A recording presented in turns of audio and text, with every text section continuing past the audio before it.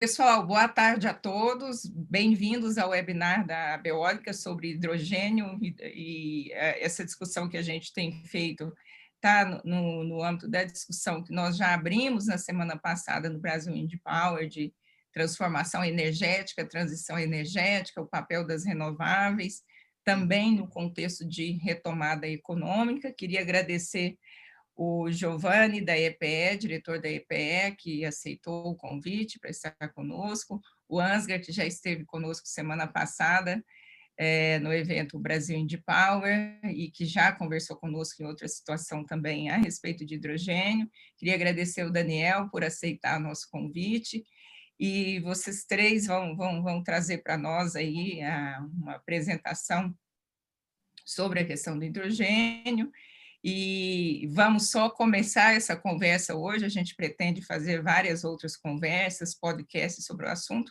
É um assunto muito novo no Brasil, a gente está percebendo que outros países, e ontem a gente recebeu a notícia do lançamento do plano de ação do Chile para a política de hidrogênio, a gente tem visto esse movimento por aí, sabemos que o Brasil tem um potencial muito grande também para entrar nesse processo e ser um importante protagonista, e nós estamos realmente muito interessados em saber como que o Brasil poderia ser este protagonista.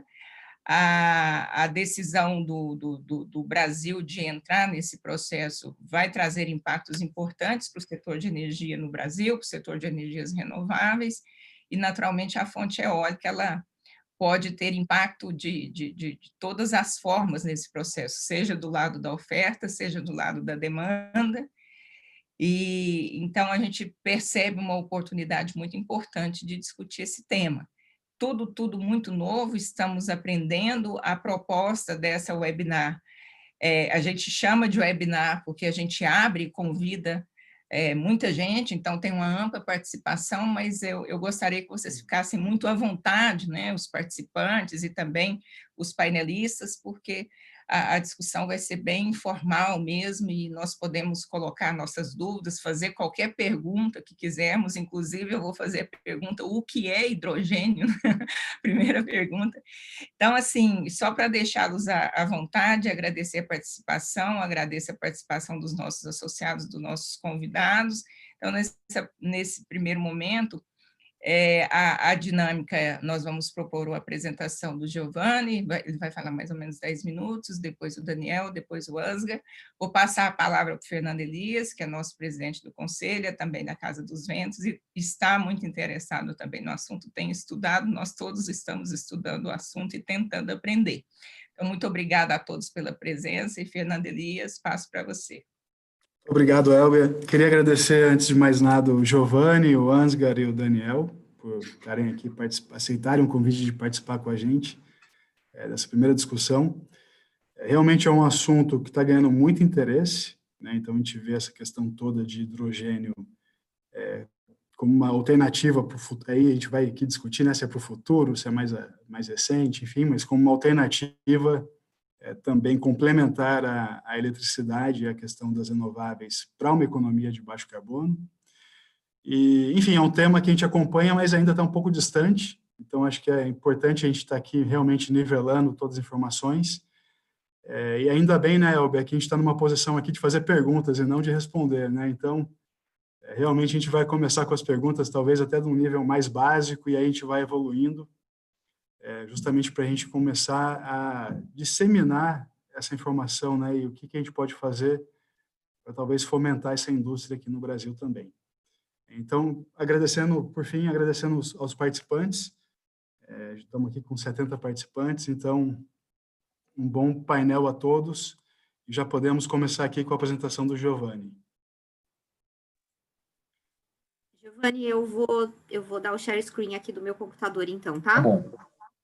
Obrigado, Selma. Bom, em primeiro lugar, quero agradecer ao convite da Abeólica para a EPE se apresentar, né, palestrar nesse tema num evento importante, porque porque a eólica é uma das fontes importantes para a cadeia do hidrogênio, sobretudo apontando para o futuro. Agradecer também o Fernando e me congratular com os meus colegas de painel, Daniel, com quem eu já converso sobre o tema há algum tempo, desde a época que eu trabalhava com gás natural e biocombustíveis, a gente já conversava sobre o potencial do hidrogênio, e eu acho que eu não estou falando isso à toa, vocês vão ver que, na verdade, isso é parte da narrativa que eu vou colocar. Pode passar, por favor. Então, assim, eu acho que, primeiro, também, antes de qualquer coisa, a gente continua na EPE trabalhando em home office, e aí vocês podem estranhar que o quarto, eu estou no quarto da minha filha, e é o lugar mais silencioso da casa, então por isso que vocês estão vendo as borboletinhas aí atrás, no fundo, o painel Love em cima.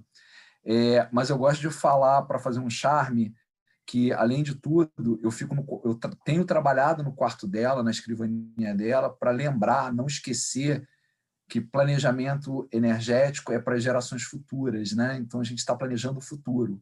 Então, eu estou de olho aqui na minha cidadãzinha, na minha consumidora de energia do futuro, né? Então, eu acho que é sempre bom a gente lembrar disso. Pegando esse gancho, né, a gente, na EPE, já vinha trabalhando há algum tempo o hidrogênio, mas sempre com foco muito ainda de tecnologias disruptivas, algo para um futuro ainda longínquo. Até as conversas que eu tive com o Daniel, em alguns momentos, a gente sempre conversa, assim, parecia ainda, isso eu estou falando 2, 3 anos atrás, e ainda parecia algo muito distante o hidrogênio, então, ainda muito na fase de uma percepção de ciência e tecnologia como fonte de energia, embora como matéria-prima isso já tivesse mais tempo, né? Porque o hidrogênio é bastante utilizado em processos para a produção de fertilizantes, para a produção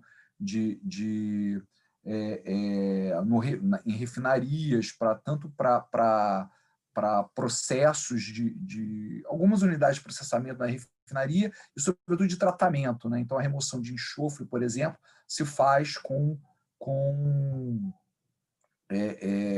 hidrogênio. Então, os principais produtores de enxofre, não só no mundo, mas no Brasil, eles são refinarias e fábricas de fertilizantes que precisam de hidrogênio no seu processo industrial. Então, hoje, no mundo, é isso. Então, como matéria-prima, já é um insumo comercial, já é um insumo conhecido e utilizado, transacionado no mercado.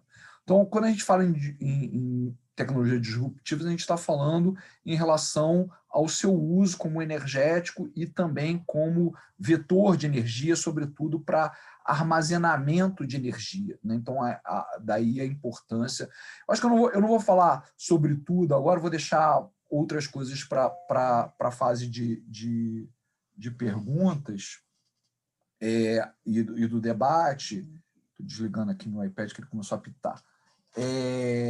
Até por conta do tempo da apresentação. Então, e aí esse último ponto do PNE é interessante, que embora a gente tenha tratado no fascículo de tecnologias disruptivas, então a gente focou muito ainda em aspectos relacionados à segurança e ao uso, à infraestrutura e recomendações mais distantes, quando a gente concluiu o estudo e ele ser disponibilizado, a gente continuou trabalhando, e aí, de repente, começou quase que uma revolução nesse assunto.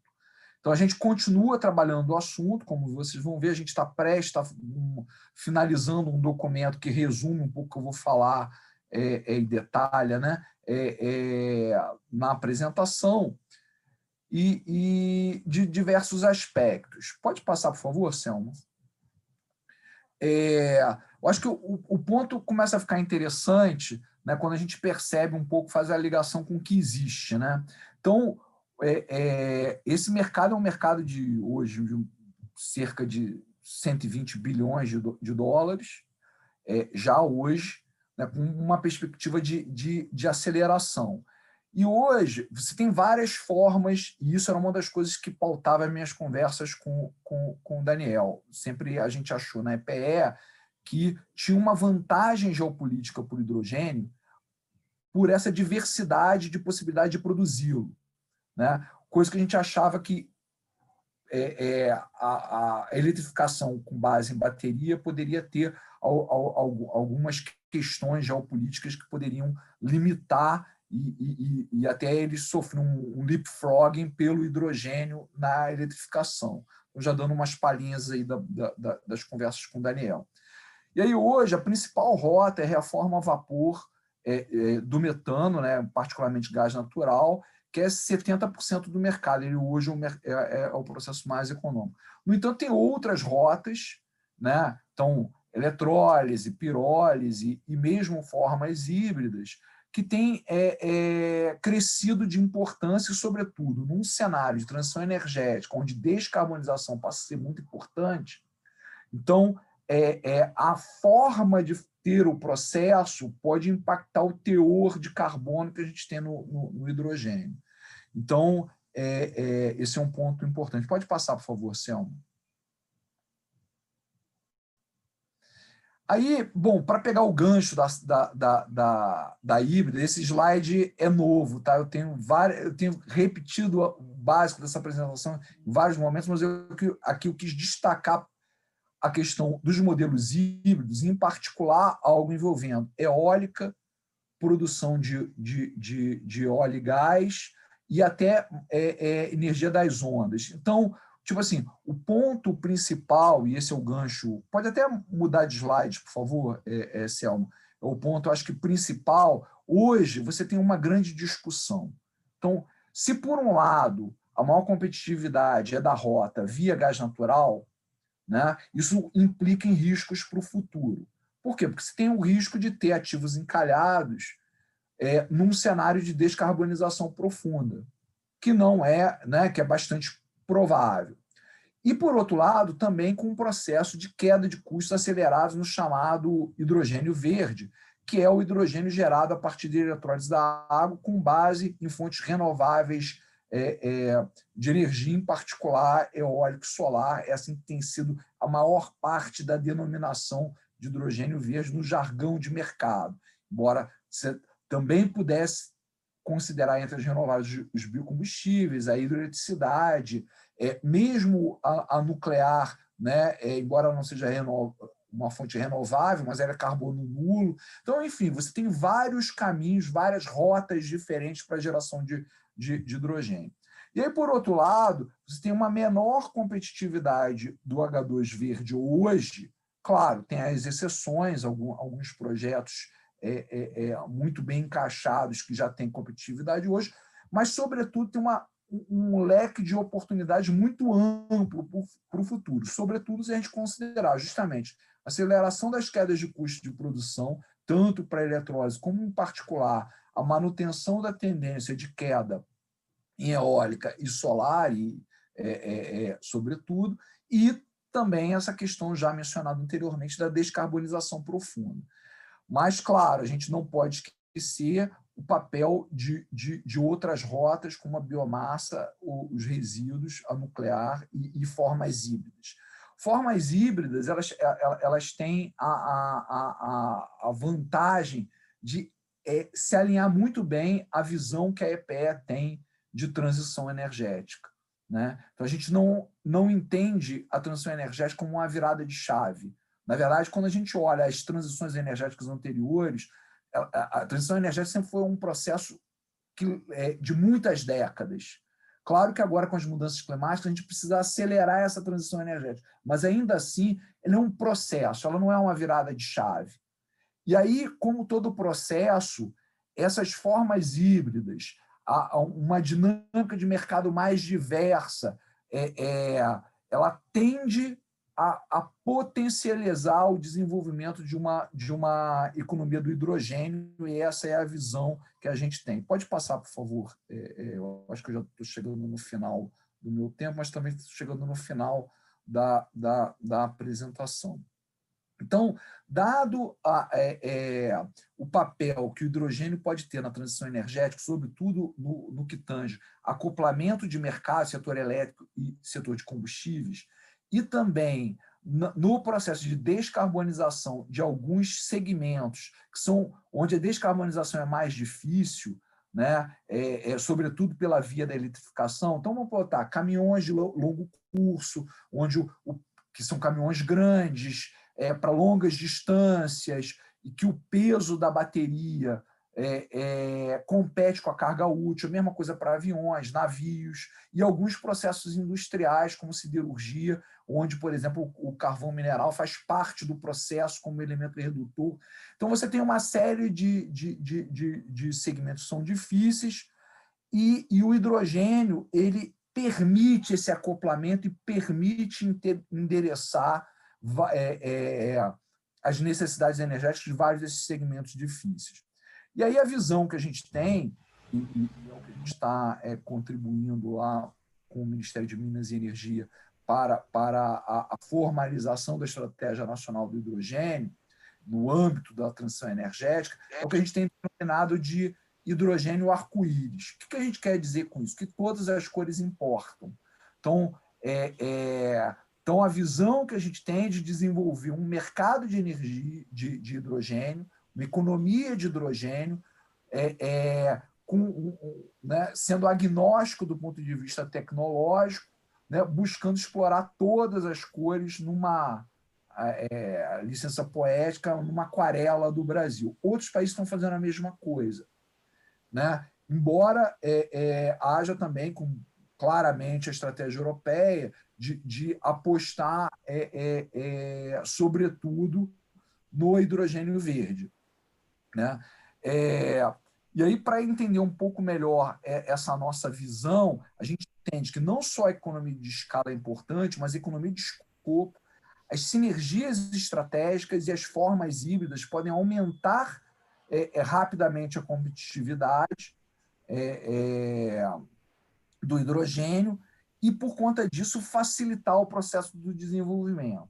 E aí o nosso entendimento também é que a infraestrutura, a infraestrutura existente e aquela que está em expansão no Brasil, naqueles segmentos que a gente tem vantagem competitiva, sobretudo aqueles que a gente está desenvolvendo fortemente agora, gás natural e biocombustíveis, e claro, eólico e solar também, mas eles permitiriam um aproveitamento na movimentação do hidrogênio. Eu vou parar por aqui, vou deixar para o debate, para as perguntas, essa parte.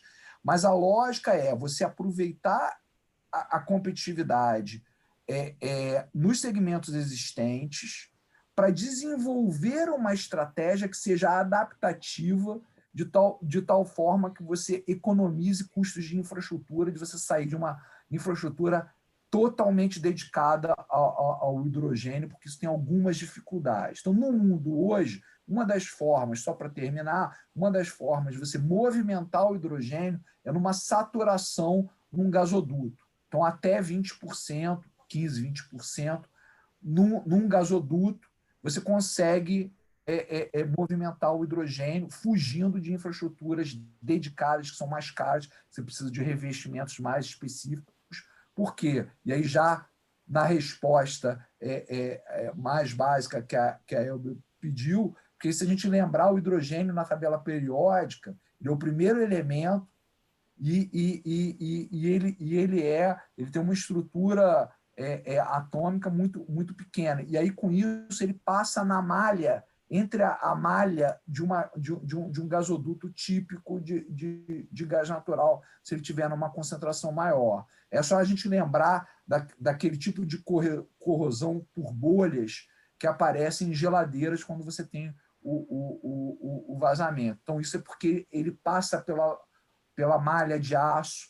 Então, por isso que para ser dedicado, você precisa ter uma infraestrutura específica. Então, o que a gente quer é facilitar o desenvolvimento desse mercado, e o nosso entendimento é que, no futuro, ele migra com processos de precificação de carbono, ele vai migrando naturalmente para o hidrogênio verde. Então, essa é a visão que a gente tem na EPE de como desenvolver a economia do hidrogênio.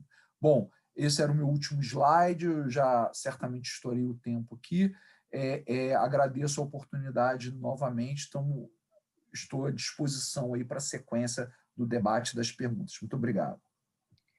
Obrigada, Giovanni. Fica à vontade com o tempo. Eu já tenho um monte de perguntas aqui para te fazer, mas eu acho que eu vou resistir à tentação, eu vou passar pelos outros também, e depois a gente começa, então, as perguntas. Obrigada. Daniel, por favor.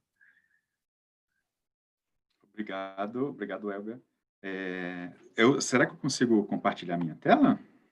Sim, eu acho que a Selma pode autorizar você a compartilhar, não é isso, Selma? Pode compartilhar, Chico. Tá liberado, tenta aí. Vamos ver. Ótimo. Vocês estão vendo a minha tela? Sim. Sim, só não está no formato de apresentação ainda. Agora sim. Entrou. Perfeito. Bom, primeiro, eu também queria agradecer o convite, né? É uma satisfação poder estar aqui conversando sobre esse tema do hidrogênio, né? Nesse fórum tão relevante para o nosso país, né? Que envolve aí a geração eólica renovável, né? E que tem, de fato, bastante sinergia com o tema do hidrogênio globalmente, né? É sempre uma satisfação estar entre amigos aqui, né? O Giovanni, o Ansgar, são amigos de luta aí por essa tão sonhada sociedade do hidrogênio, né? Eu sou Daniel Lopes, né? Eu sou engenheiro mecânico de formação, eu sou formado pela Universidade Federal do Ceará, tenho mestrado na área de térmica e fluidos pela Unicamp, doutorado em planejamento energético pela Unicamp também, e sou um dos fundadores da empresa Hytron, que eu vou comentar um pouquinho sobre ela também no decorrer da minha apresentação. Hoje eu me organizei para falar um pouquinho mais sobre hidrogênio verde e sobre essa nova oportunidade para as empresas e para a sociedade brasileira. A minha apresentação eu preparei para ser bem rápida, né, mas falar um pouquinho sobre a Hytron, e vocês vão entender um pouco do contexto da Hytron no tema do hidrogênio. Há algumas das tecnologias já desenvolvidas pela empresa, mas o foco da minha apresentação não é a empresa em si, as oportunidades do uso do hidrogênio, um pouco sobre o mercado brasileiro e alguns desafios, né, e oportunidades que a gente pode ter adiante. Bom, falando um pouquinho da história da Hytron, a Hytron é uma empresa brasileira de alta tecnologia, fundada em 2003. Já estamos indo aí para o nosso 17º ano. A empresa focada na produção de hidrogênio e sua utilização, na geração de energia alternativa e também no armazenamento de energia, né? A Hytron tem uma alta capacidade no desenvolvimento e integração de processos, tem um time de especialistas grande, né? A gente tem diretamente trabalhando dentro da empresa 5 doutores voltados para a inovação e desenvolvimento tecnológico na área de hidrogênio e nas outras áreas que eu comentei sobre a empresa. Somos uma empresa pioneira na demonstração de tecnologias de hidrogênio no Brasil. Temos um reconhecimento somos também pioneiros mundialmente na produção do hidrogênio a partir do etanol, e temos aí um reconhecimento internacional crescente, dado os desenvolvimentos tecnológicos da Hytron. Bom, Elber, falando um pouquinho sobre o hidrogênio, né? Hoje, o hidrogênio, como o Giovanni comentou também, ele já é utilizado na nossa indústria. Então, eu gosto sempre de dar um exemplo, que é o exemplo da margarina, né? A margarina, a gente sempre ouve falar, é uma gordura hidrogenada. Então, isso quer dizer o quê? Isso quer dizer que, para eu transformar o óleo vegetal em margarina, eu preciso colocar ele num forno, num reator, aquecer e colocar hidrogênio e bater. Então, o hidrogênio, ele é utilizado hoje, nós usamos o hidrogênio no nosso dia a dia. Às vezes a gente nem percebe, né? A margarina é um dos casos, a gordura que vai no sorvete é outra. Se vocês pegarem um copo de vidro, um copo desses que a gente bebe água, ou cerveja, ou vinho, e vocês vão ver que na borda do copo, onde a gente põe a boca, alguns copos, ela tem aquela borda redondinha. Aquela borda redondinha é feita com uma chama de hidrogênio na indústria de vidro, né? A faca que a gente usa em casa, ela passa por um processo de térmico, né? Dentro de um forno que tem uma atmosfera rica em hidrogênio. Então, o hidrogênio ele é utilizado em diversos processos industriais atualmente, né? E o que já torna um insumo, né? Que já movimenta centenas de bilhões de dólares por ano, né? A novidade do hidrogênio é exatamente o uso do hidrogênio para substituição de insumos fósseis para a produção desses mesmos produtos ou para a área de mobilidade, de energia, né? O foco da Hytron hoje, principalmente mundialmente, o hidrogênio ele é produzido em larga escala, principalmente produzido dentro das refinarias. A indústria que consome esse hidrogênio, ela tipicamente consome esse hidrogênio por carreta, né? Aqui em São Paulo é bem comum de ver carretas de hidrogênio, no Brasil inteiro, né? E a Hytron focou no desenvolvimento da geração do hidrogênio descentralizada, on-site. Essa é a diferença das tecnologias desenvolvidas pela Hytron, tá? Bom, hoje a Hytron possui tecnologia para a produção de hidrogênio a partir de todas essas fontes: biomassa, etanol, biometano ou gás natural, resíduos, e também um tema que mais importa para a nossa reunião de hoje é a eletrólise, né? A partir da eletricidade e da água. Bom, só para exemplificar, os equipamentos da Hytron são containerizados, modulares e aptos para gerar hidrogênio para diversas aplicações. Aqui eu estou apresentando um produto desenvolvido pela Hytron conjunto com a Comgás, que é o sistema de reforma de gás natural, né? Um outro ponto que é bacana a gente entender, eu usei uma palavra que chama reformador, ou processo de reforma. A gente divide esses dois processos aqui, esse H, a gente pode dividir ele no meio. As fontes que estão em cima, elas são combustíveis. Os processos de produção do hidrogênio a partir de combustíveis, hidrocarbonetos, é chamados de processo de reforma. Principalmente quando eu estou utilizando combustíveis líquidos e gasosos. Quando eu estou utilizando biomassa, por exemplo, o processo pode ser um processo de gaseificação e resíduos pode ser um processo de pirólise, por exemplo. Quando a gente está falando do uso da eletricidade para a produção de hidrogênio, nós estamos falando de um outro processo que é chamado de processo de eletrólise, né? No processo de eletrólise, o equipamento, a gente entra, né? O insumo desse equipamento é água, eletricidade, e usando a eletricidade, a gente quebra a molécula do hidrogênio nos seus componentes, né? Hidrogênio e oxigênio. Tá? Então, aqui é um reformador de gás natural, então a gente já sabe que ele utiliza gás natural como insumo, ele usa um processo termoquímico, e ele quebra a molécula do gás natural, que é CH4, em hidrogênio e outros componentes.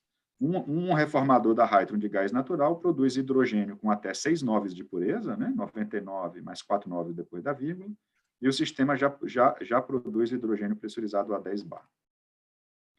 Aqui é um outro caso, né? A produção do hidrogênio a partir do etanol, também são módulos containerizados que produzem hidrogênio em alta pureza. Também estamos falando de uso de um combustível. Bom, quando a gente fala do foco dessa nossa conversa de hoje, que é a eletrólise, né? Então, a gente está pensando, a gente tem que lembrar que a gente vai ter que ter uma fonte preferencialmente renovável de eletricidade para a gente poder chamar esse hidrogênio de hidrogênio verde, que é o hidrogênio que está tendo valor comercial cada vez maior no mundo, né? Então, eu vou ter que ter eletricidade, por exemplo, da eólica e da solar, e vou ter que ter um equipamento que é o eletrolisador, que é o equipamento que exatamente transforma a eletricidade e água em hidrogênio e oxigênio. Os equipamentos da Hyton produzem, por unidade, né, até 420 normal metro cúbico por hora, também com pureza de 6 noves, né? E no caso da eletrólise, a gente já produz hidrogênio a 40 bar. Aqui, aqui já é uma implementação de um equipamento da Hyton, num projeto da CESP, onde a gente tem a geração eólica, intermitente, portanto, gerando, sendo utilizada a energia elétrica gerada pela eólica, utilizada no eletrolisador da Hyton.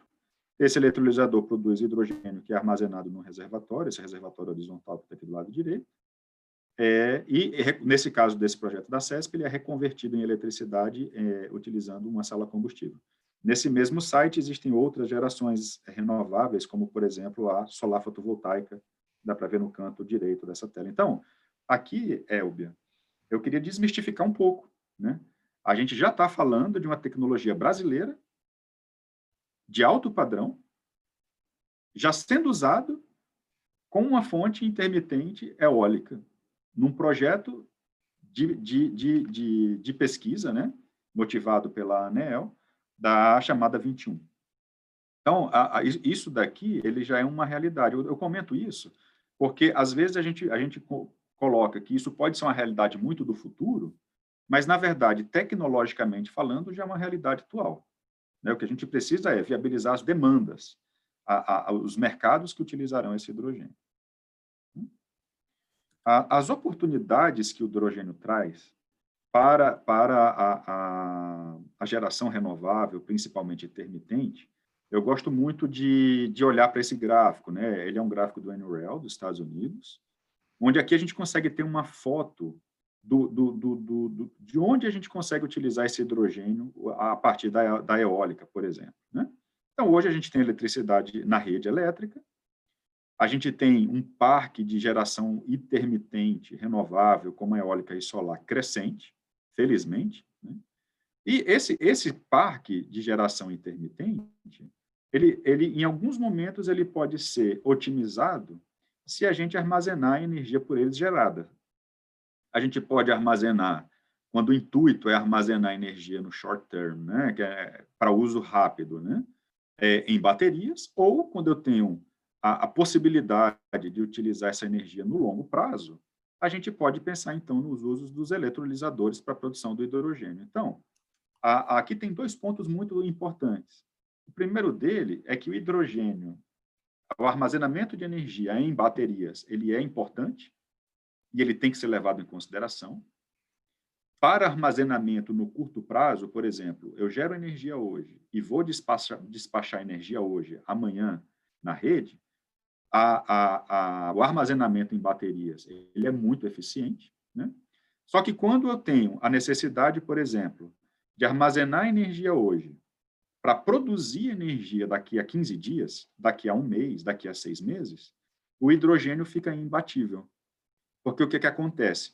Quando eu tenho uma bateria armazenando eletricidade por longo tempo, um container de bateria ele precisa de ar-condicionado, de refrigeração, ele tem um alto consumo significativo para que a bateria não se desgaste, que vai deixando esse sistema para long term, né, para longo prazo, o sistema de baterias menos eficiente.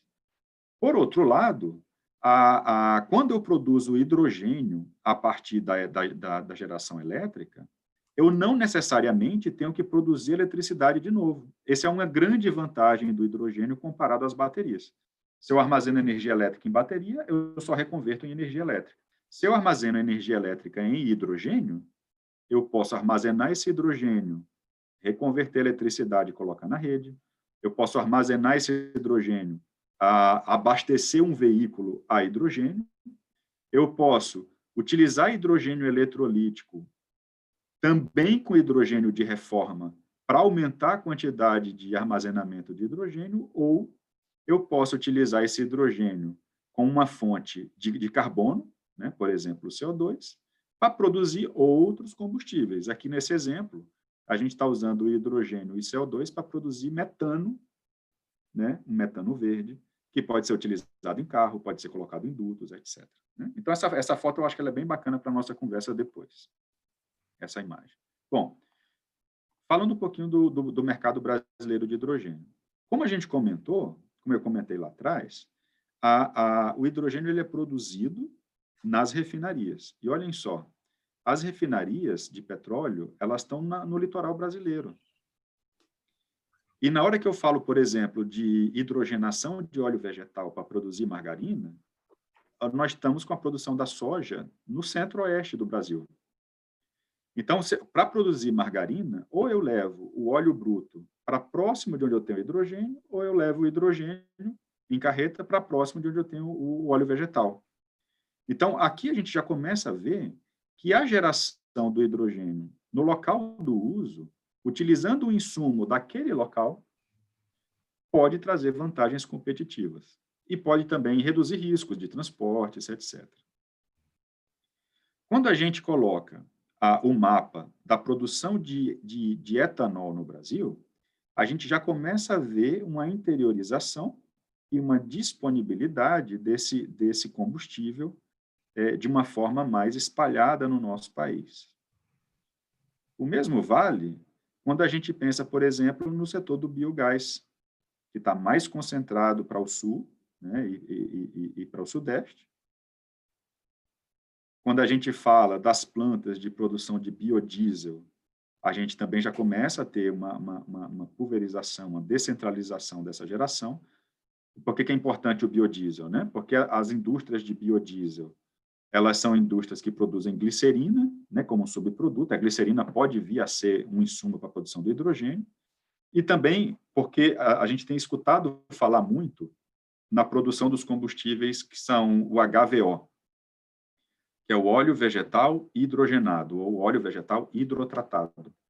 Então, quando a gente está falando, por exemplo, da produção do HVO, a gente está falando também, necessariamente, de termos fontes de produção de hidrogênio que viabilize o uso daquele óleo vegetal, mesmo óleo vegetal que faz a margarina, é o óleo vegetal que pode ser, num outro processo, responsável por produzir o óleo vegetal hidrogenado, HVO. Né? Além disso, as plantas de produção de biodiesel são potencialmente produtoras de hidrogênio renovável.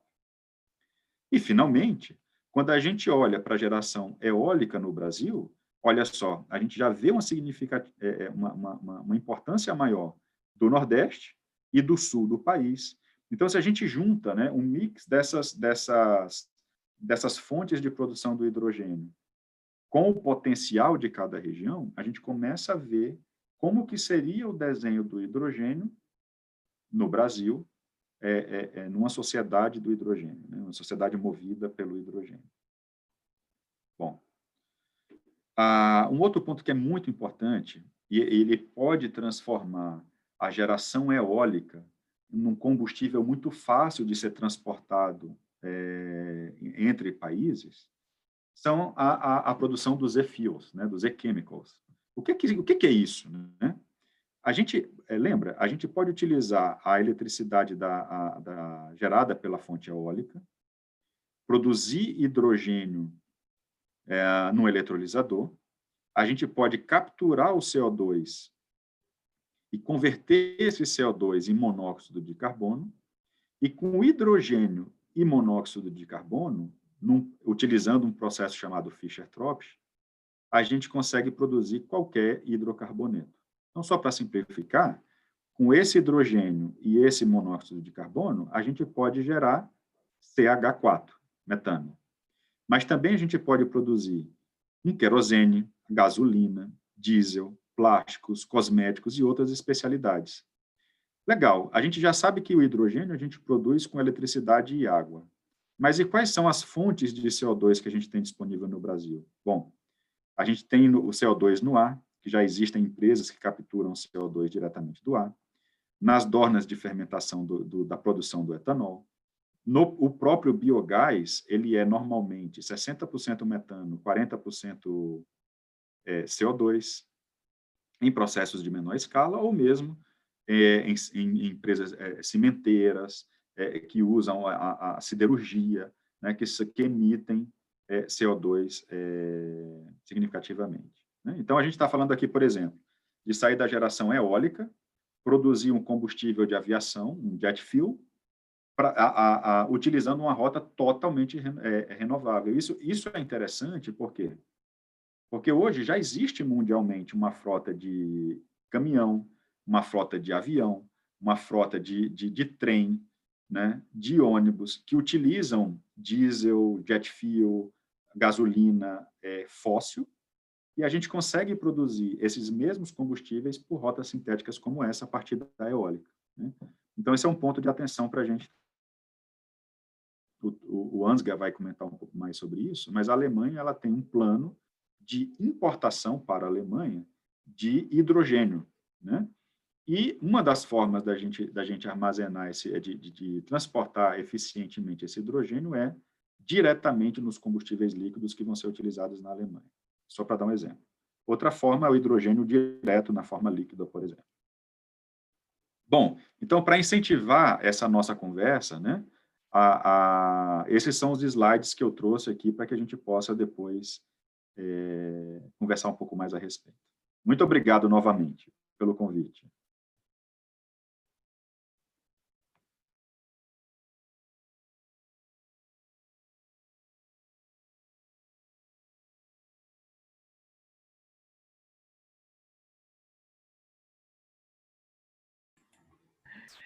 A Selma tinha me deixado muda. Muito Opa, obrigada. Elvia. Eu estava aqui querendo já um hidrogênio para me salvar.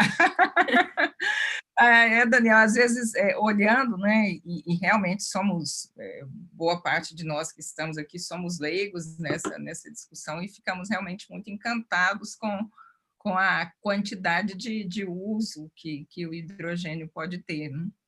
E eu vou ter que resistir para não fazer as perguntas, que eu já tenho algumas aqui. Eu vou pedir o Ansgar para falar conosco também, e depois a gente vai fazer nosso pacotão de perguntas. Deixa eu desmutar o Ansgar. Ok. Boa tarde a todos.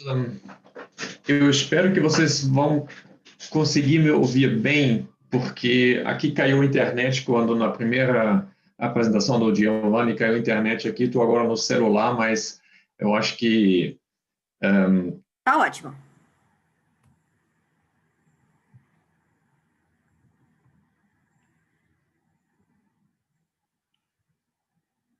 E eu acho que ele caiu de novo. Não. Ansgar?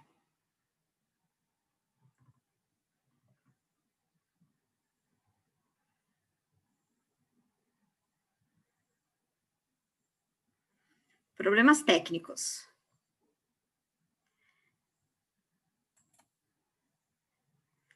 O Elber, você quer adiantar alguma pergunta sua enquanto a gente se organiza aqui, enquanto ele, coitado, ficou sem internet?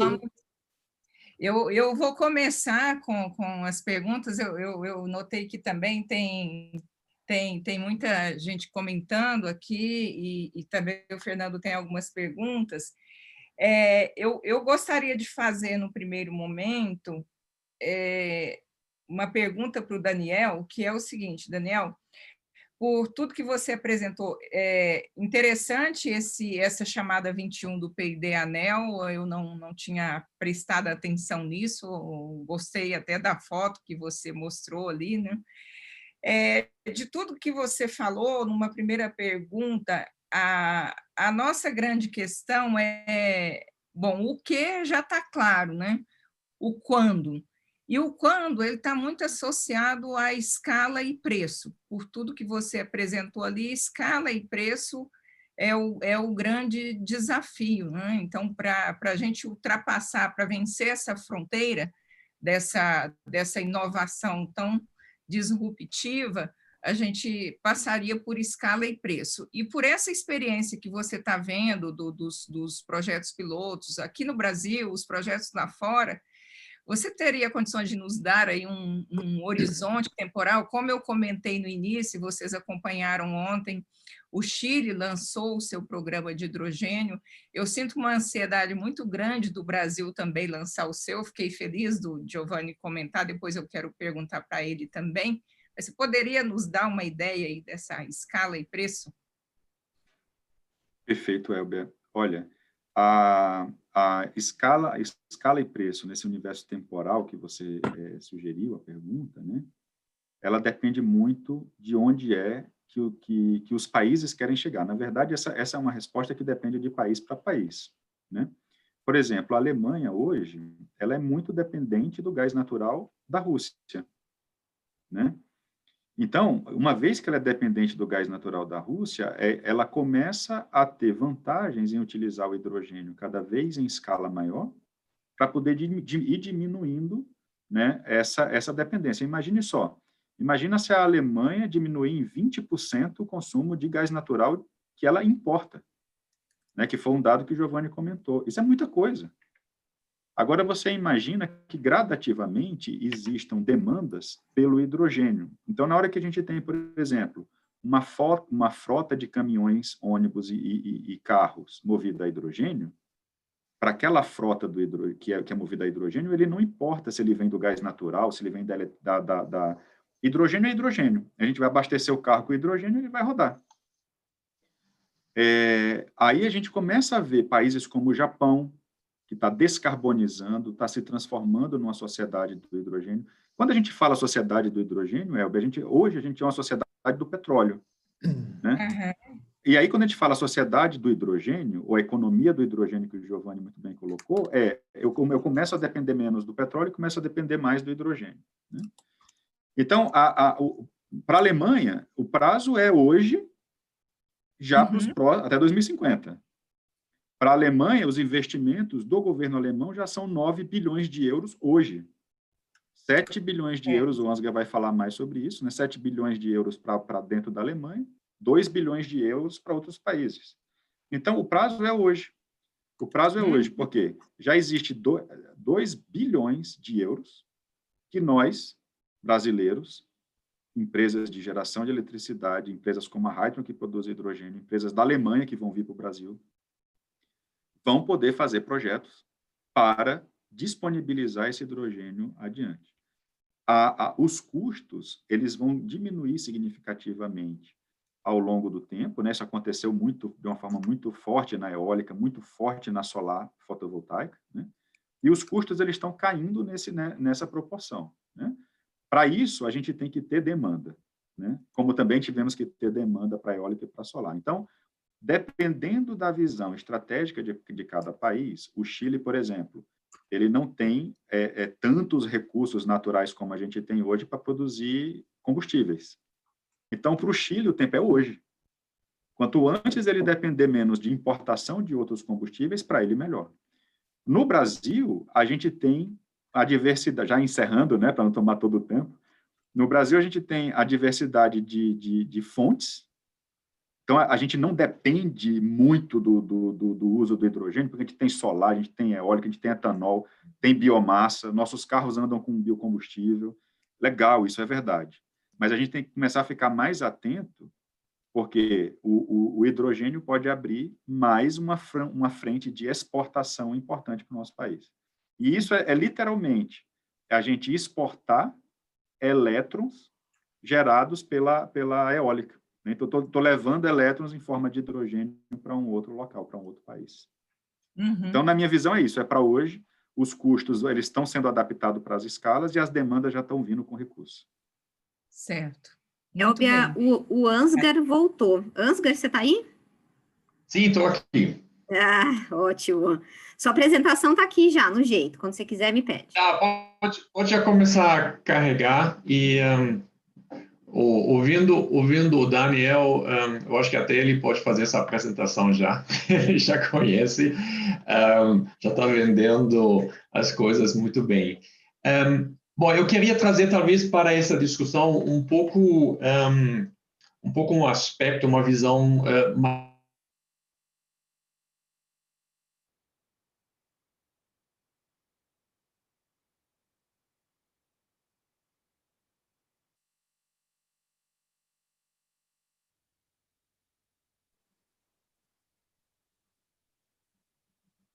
Vocês estão me ouvindo?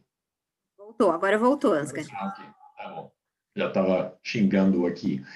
Bom, como A Elvia também perguntou no início o que é o hidrogênio. Vamos logo para o primeiro slide, vamos passar isso rápido. Peço perdão porque talvez alguns slides podem ser repetitivos, mas o que é esse hidrogênio em geral? Na verdade, é um elemento que mais existe no nosso universo, que mais temos no nosso universo.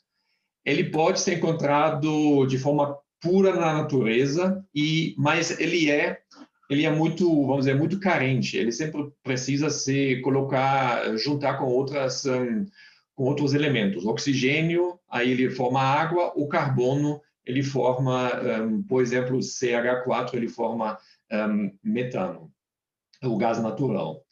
É um elemento que tem o teor energético mais alto por peso, mas a grande jogada, mas o teor energético mais baixo por volume.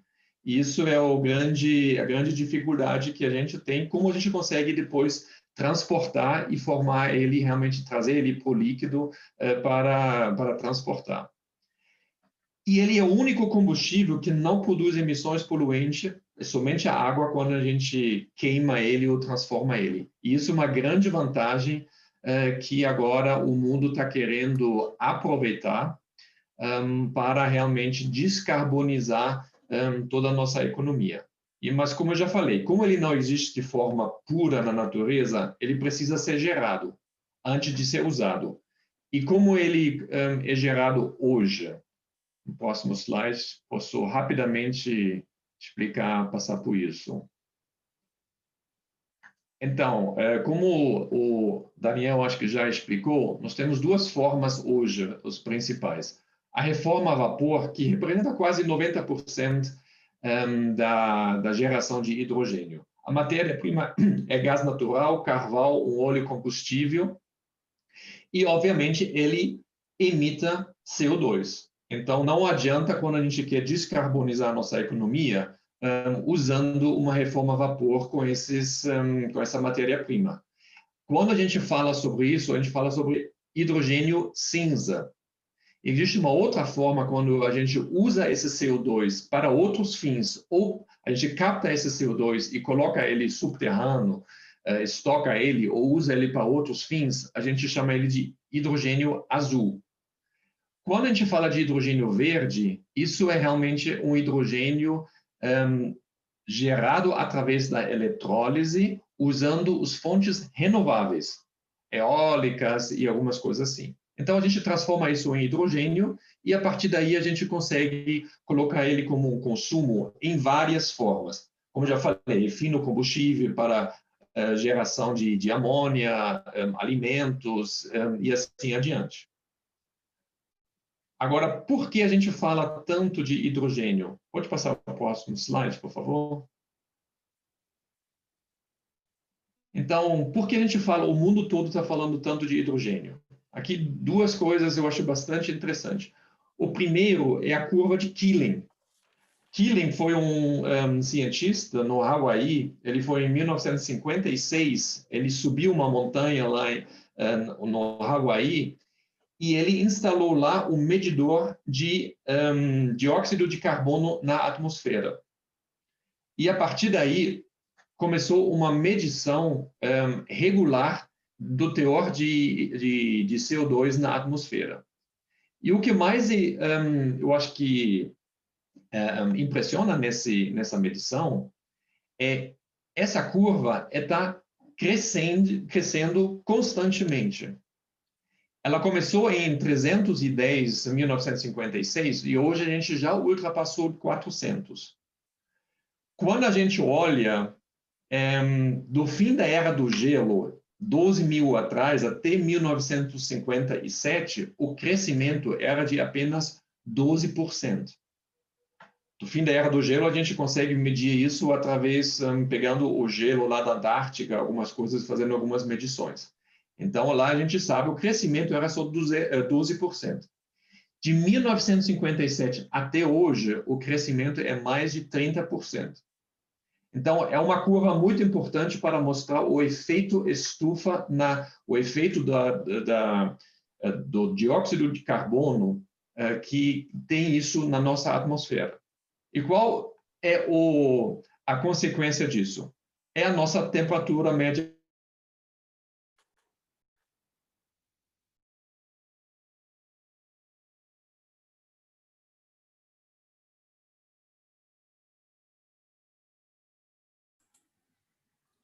O Oscar está com alguns problemas ali de conexão, vamos ver se ele consegue voltar.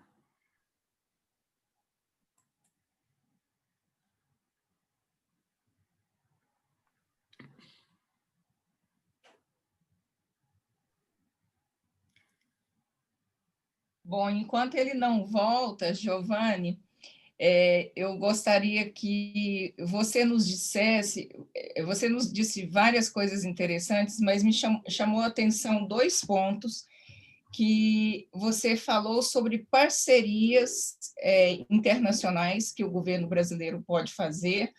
Uma das parcerias que eu ouvi é com a própria Câmara alemã, né?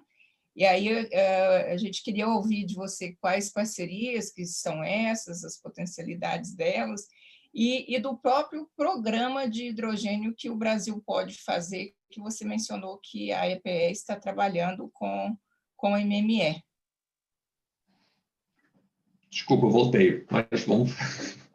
Desculpa, Depois eu Ansgar. respondo. Depois eu respondo. Você responde depois, preferência tá bom. para o ar. Tá meio complicado Ansgar, nós hoje. Choveu no Rio de estamos aqui Janeiro. te ajudando. Vamos Tá, torcer. obrigado. Choveu no Rio de Janeiro, agora foi a primeira vez nos 6 meses que eu estou com essas dificuldades. Mas vamos para o próximo. Então, mostra a necessidade que nós temos. E agora, o que o mundo está fazendo nesse sentido? Tudo começou em 2015. Pode passar para o próximo slide, Senhor, por favor? Tudo começou em 2015, quando realmente no Acordo de Paris, os países começaram a pensar nisso. E o hidrogênio, o papel de... Vamos pular esse slide? Eu acho que isso já foi discutido bastante, e esse também, o que a gente consegue fazer do hidrogênio, né? Então, vou acelerar um pouco. Queria mostrar mais a visão global mesmo. Pode passar para o próximo? Isso. Então, os países agora estão realmente levando esse Acordo de Paris a sério. Onde diz que realmente eles querem manter o crescimento da temperatura em 1,5%. Então, desde então, os países começaram a lançar a sua estratégia de hidrogênio. Então, o hidrogênio é para ficar. Ela realmente está sendo lançada, vocês veem um monte de países, e principalmente neste ano 2020, vários países importantes estão lançando a sua estratégia de hidrogênio, basicamente se comprometendo até 2050 transformar a economia, descarbonizar a economia. Isso, a Alemanha está comprometida com isso e, inclusive, falou até 2030 quer reduzir em 55% a emissão de dióxido de carbono. Ontem eu li, apesar que os Estados Unidos saiu ontem oficialmente do Acordo de Paris, mas em compensação a Rússia quer até 2030 reduzir 70% de CO2. Não sei se eles vão conseguir, ou como eles vão conseguir, mas todo mundo está falando sobre isso atualmente. Pode passar para o próximo slide. Então, aqui, o que os outros países estão fazendo quando a gente olha para o mundo inteiro? Então, alguns pontos eu acho que é interessante. Chile, a gente já falou sobre Chile, estão preparando um roadmap, eles estão atraindo importantes investidores para criar realmente uma economia de hidrogênio no país deles. Os Marrocos também estão atraindo muitos investimentos pela proximidade para a Europa, é muito interessante e muito importante. Paraguai está atualmente analisando se eles conseguem usar o excedente de energia do binacional Itaipu para transformar hidrogênio verde e exportar hidrogênio verde. Então, acho que é um ponto bastante interessante.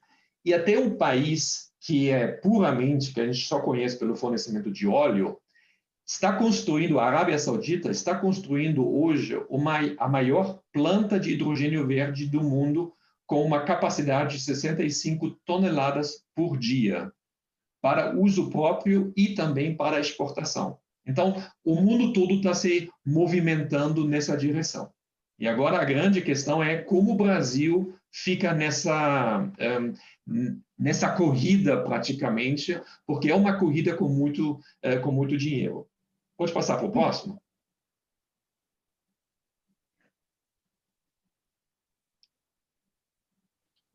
Vamos ver. Bom, então, resumindo, praticamente, o que a gente está vendo, em 2025, países que representam quase 80% do PIB global terão as suas estratégias de hidrogênio definidos. Então, isso significa que vai ter uma grande demanda, e quando a gente fala de hidrogênio, a gente fala de hidrogênio verde. Então, isso significa vai acontecer uma grande demanda por energias renováveis para a geração de hidrogênio verde. Uma gigantesca demanda.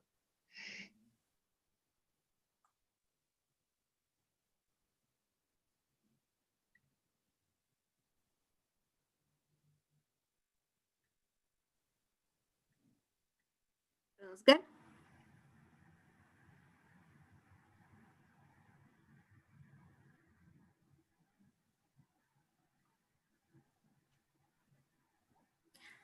Eu acho que a gente, Elbia, acho que a gente vai fazer picadinho. Vamos voltar para a sua pergunta. Tem voltado rápido, né? Vamos tentando ajustar aqui. Então, eu tinha feito a pergunta para o Giovanni, né? E, Giovanni, se você puder, a gente vai falando e vamos aguardar o Ansgar voltar. Obrigado, Elber. Só antes da resposta, um ponto que eu acabei não comentando na minha apresentação, falando sobre essa coisa do velho nasce o novo na infraestrutura, eu foquei muito na movimentação do existente, naquele limite, mas esqueci de mencionar aquilo que eu acho que é a vantagem principal do Brasil, que foi o que o Daniel colocou, que é a geração descentralizada de hidrogênio a partir da movimentação de gás natural e de etanol, e mais as fontes renováveis variáveis que a gente tem com grande potencial, como eólica e solar. Então, isso permitirá uma estratégia mais ampla e difundida se a gente seguir nessa linha. Eu acho que o Ansgar voltou. Voltou até a internet. Eu acho que agora vai ficar mais estável. Desculpe. Então depois eu volto. Tá bom. Para responder. O que significa isso agora para nós? Está se abrindo um mercado de 40 bilhões de euros até 2030, que vai ser investido nessa geração de hidrogênio verde. E esse mercado, o que é muito interessante, esse mercado vai ser um mercado de exportação sustentável. Então, aqui eu vejo uma grande oportunidade para o Brasil de criar um novo mercado de exportação, mas agora não é mais de commodity, digamos, insustentável, como minério e outros, mas de um commodity sustentável, de energia limpa, hidrogênio verde. E o que eu acho que vai acontecer ao mesmo tempo, já está tendo uma previsão de impacto para o setor de óleo e gás, porque cada vez mais, para viabilizar o hidrogênio verde, eles vão começar a fazer uma taxação de óleo, de todas as fontes de carbono e óleo e gás. Então, o óleo e gás vai sofrer uma taxação e um aumento de preço para substituir ou equalizar um pouco atualmente o preço alto de hidrogênio verde. Então, isso eu acho que é uma tendência que chegou agora realmente para ficar. E agora o Brasil, vocês talvez conseguem enxergar a enorme oportunidade que o Brasil agora tem, principalmente quando a gente olha o que o Daniel mostrou para a parte do norte, nordeste, que é uma área, digamos, relativamente carente em indústrias e tudo. Então, está se abrindo mercados muito grandes para esta região. Pode passar para o próximo slide.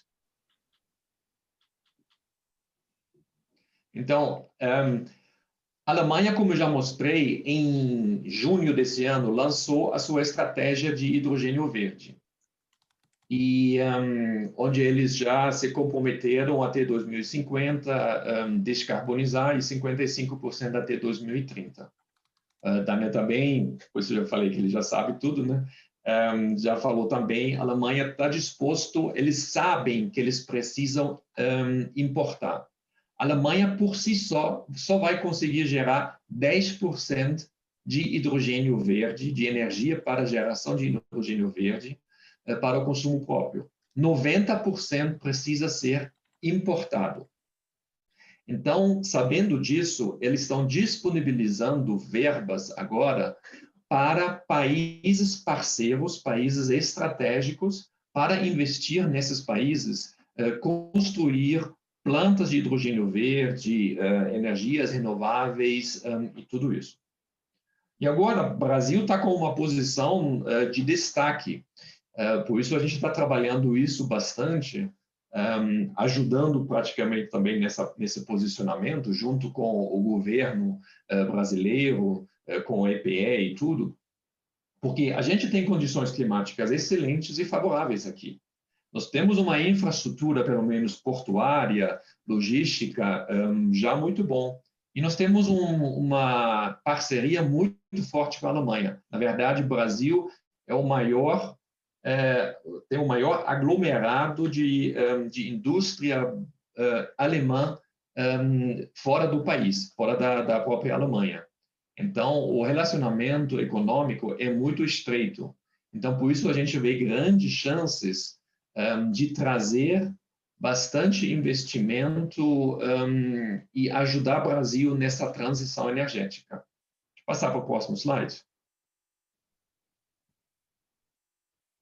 Isso, talvez a gente já pode pular, porque o Daniel já mencionou isso, realmente esse movimento da descarbonização.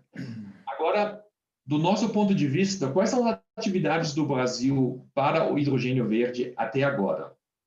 Em 2000, e talvez o Giovanni pode corrigir ou acrescentar mais alguma coisa, mas isso que ficou visível para nós. Em 2010, já existia um roadmap, desde 2010, já existe um roadmap de hidrogênio energético no Brasil, onde eles também já falavam sobre a diminuição de impactos ambientais e tudo isso. Agora, eu não sei avaliar, eu não achei nenhum relatório de acompanhamento, o que desde o roadmap foi realmente realizado. Agora, em 2015, como já mencionei, aconteceu o Acordo de Paris, e a partir daí, dentro desse Acordo de Paris, o Brasil se comprometeu à redução por 37% de emissão de gases de efeito estufa até 2025 e 43% até 2030. Como eles querem fazer isso? Investir em energias renováveis, aumentar a participação em 45% e aumentar a participação de bioenergia sustentável para 18% até 2030. Isso está escrito no do Acordo de Paris do Brasil. Agora, o que vem acontecendo desde então? Em 92, no ano passado, exatamente um ano atrás, a Câmara de Comércio Brasil-Alemanha, nós fizemos um primeiro movimento em direção ao hidrogênio verde. Junto com a África do Sul, nós criamos um laboratório para fomentar um pouco a inovação em cima de hidrogênio verde, para tratar. Daí vem, na verdade, a grande amizade que eu tenho com Daniel e com algumas pessoas já trabalhando nisso. Em junho, depois que a Alemanha lançou essa estratégia, o ministro Albuquerque mandou um e-mail, uma carta para o ministro da Alemanha, reafirmando o compromisso com o Brasil e Alemanha para o hidrogênio verde. E junto com a EPE, nós estamos terminando este mês, um estudo que chama de mapeamento do setor de indústria de hidrogênio aqui no Brasil, para mostrar isso para a EPE, para a MME, para daí começar a construir um roadmap no Brasil. E no mês passado aconteceu o primeiro Congresso Brasil-Alemanha de Hidrogênio, onde vão falar, o ministro Albuquerque também falou, e alguns representantes do governo alemão também, mas a gente escutou também um monte de indústrias, um posicionamento a respeito desse ponto. Bom, então, pode falar para o próximo slide, eu acho que é o último.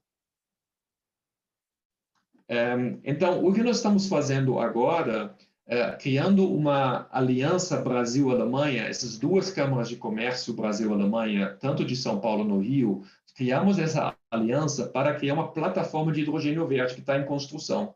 Então, nós queremos criar uma plataforma de discussão sobre hidrogênio verde, sobre o uso de hidrogênio verde, sobre políticas regulatórias, fomentar esse tema dentro da sociedade brasileira, para realmente sensibilizar tanto a parte do governo, mas a parte do setor financeiro e outros, porque no final o que a gente quer fazer é ajudar ou facilitar em projetos industriais e ciclos de inovação de hidrogênio verde. Então, nós estamos agora buscando financiamento na Alemanha para criar financiar todas essas atividades, e eu posso dizer que o governo alemão também está estudando como realmente, como gastar esses 2 bilhões de euros. Espero que semana que vem ou na outra semana a gente vai receber já um posicionamento firme, que eu acredito que vai ser bastante interessante, e com certeza nós vamos anunciar isso aqui também, como isso pode ser aproveitado até pelos empresários ou pelo Brasil em si. Então, é isso que eu queria mostrar um pouco com o contexto global, e vamos agora discutir, talvez a conclusão. Existe um estudo que foi lançado recentemente, que o Brasil pode realmente ganhar 2,8 trilhões de reais com a economia verde. Investindo em economia verde, ela consegue gerar muitos empregos e muitos investimentos, ou ganhar 2,8 trilhões de investimentos e movimentar essa economia toda. Eu acho que é um futuro que está se abrindo, e o Giovanni mostrou arco-íris, então, atrás do arco-íris sempre tem um sol, e aí eu acho que talvez vai mostrar um pouco esse sol que a gente está surfando, que a gente está indo. Eu espero que a gente consiga contribuir bastante para isso. Muito tem vento bom, também, viu, Ansgar? Tem vento, sempre tem vento também. E tem um potinho de ouro também. Que bom. Fernanda, a gente tinha, acho que, parado que o Giovanni ia nos responder aquelas questões, né? E a gente tem várias outras aqui também, depois você também vai colocar as suas, né? Bom, Elber, de certa forma, o Ansgar já até respondeu a pergunta à medida que ele frisou, né, a parceria entre o governo alemão e o governo brasileiro no âmbito do German-Brazilian Energy Partnership. Então, e mencionou, inclusive, as cartas os ofícios com o apoio do ministro Bento Albuquerque, no sentido de dar o sinal verde para o estreitamento da cooperação entre Brasil e Alemanha no hidrogênio, em particular na questão do hidrogênio verde, como colocou o Ansgar. Então, isso só para deixar claro, não é incompatível com o que eu falei, né? Daí a ideia do hidrogênio arco-íris. Então, isso significa que a gente está interessado em todas as formas, entendendo que, de fato, no longo prazo, a tendência é buscar hidrogênio que tenha efetivamente carbono nulo ou uma baixa pegada de carbono.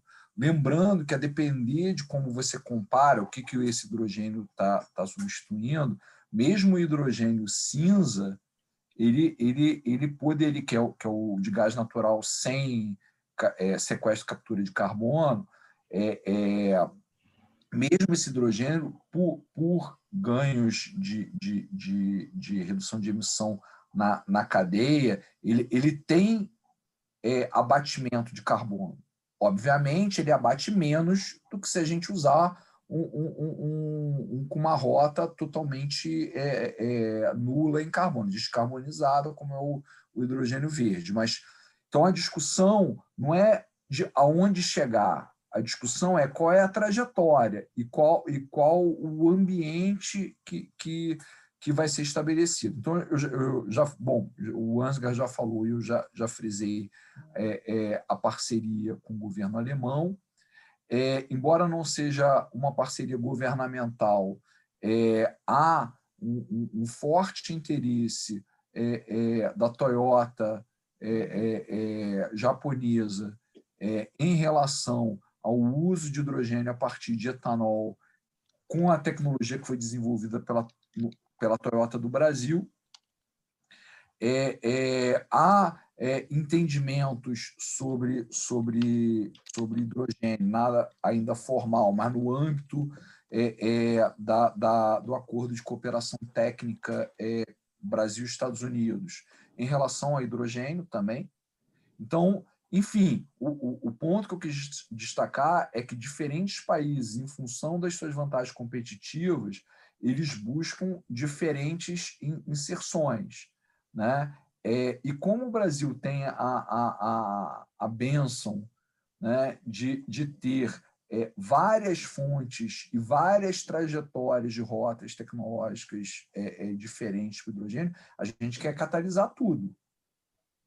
Então, essa é a visão que a gente tem. Então, a gente vai apostar no hidrogênio verde na parceria com a Alemanha, em projetos específicos, vai apostar em outras parcerias, em outras rotas também, desde que isso faça sentido dentro da estratégia brasileira.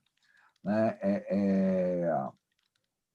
Uma outra pergunta que você colocou aqui, de certa forma, o Ansgar também já respondeu, sobre a estruturação da estratégia brasileira. Até então, o foco era muito em P&D. Né? Então, além do programa apontado pelo Ansgar em 2010, teve uma iniciativa anterior em 2005, mas também com cunho tecnológico. Então, agora o que a gente está buscando fazer, e aí esse mapeamento da indústria e do que já existe no Brasil é muito importante, mas justamente identificar os elos industriais, identificar as possibilidades e aquilo que já existe. O Daniel mostrou aí vários exemplos, e tem outros tantos já acontecendo no Brasil. Então, o que a gente quer? Tem uma série de questões sobre normatização de segurança, de desenho de mercado, de estruturação de programa, para que se tenha pilotos e demonstrações em escalas maiores, em rotas que eventualmente não estão ainda desenvolvidas, ou pelo menos não disseminadas. Então, tem uma série de arcabouços que a gente está amarrando para estruturar. Mas eu acho que o mais importante é a sinalização de que, em linha com a lógica que vem sendo buscada, tanto no mercado de energia de uma forma geral, mas em particular no mercado de eletricidade e no mercado de óleo e gás, que é maior abertura e maior competitividade nos mercados, quer dizer, desenhos de mercados que promovam uma maior competição e mesmo a possibilidade de internalização de modelos de negócios mais descentralizados, mais atomizados e de tal forma que a gente consiga absorver melhor todas as inovações associadas à transição energética. Então, isso aponta num sentido de ter uma neutralidade tecnológica. Então, isso é compatível com o que a gente está buscando. Isso não significa, de novo, que a gente não vá ter programas específicos para hidrogênio verde, no âmbito de parcerias que sejam estabelecidas também. A gente não vê razão para outras alternativas de rotas tecnológicas que poderiam catalisar estratégias distintas, disputando espaço no mercado, de certa forma, mas ajudando, mais do que disputando, ajudando a desenvolver o mercado de hidrogênio e barateando, por sinergias de infraestruturas e de aumento de escala e de escopo, condição de custos que permitam antecipar o desenvolvimento desse mercado. Então, eu acho que o Daniel mostrou, eu acho que várias inserções onde, aproveitando uma infraestrutura, por exemplo, de gasoduto, você gera hidrogênio a partir de existentes, a partir pela reforma a vapor do metano a gás natural, e atende um mercado. Essas coisas elas já existem, como o Daniel mostrou. Então, a discussão agora como já existem do ponto de vista tecnológico, em alguns nichos já existem, inclusive, do ponto de vista comercial, né, para esses mercados existentes. Então, o ponto agora é como é que você aproveita essa infraestrutura existente para catalisar a infraestrutura nova e para desenvolver novos mercados, né? E aí eu acho que eu encerro essa minha parte na resposta. Quando a gente pega várias outras transições energéticas, é interessante lembrar que, por exemplo, a primeira revolução industrial ela não criou toda uma infraestrutura nova do zero. O trilho veio antes do trem.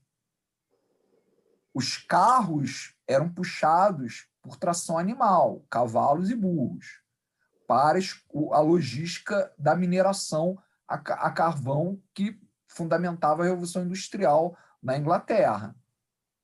Aí você vai e bota uma máquina de Watts, que inicialmente era estacionária, para um experimento não estacionário, e aí você faz a locomotiva, aproveitando o trilho, aproveitando uma infraestrutura básica. Você faz a mesma coisa com barco a vapor.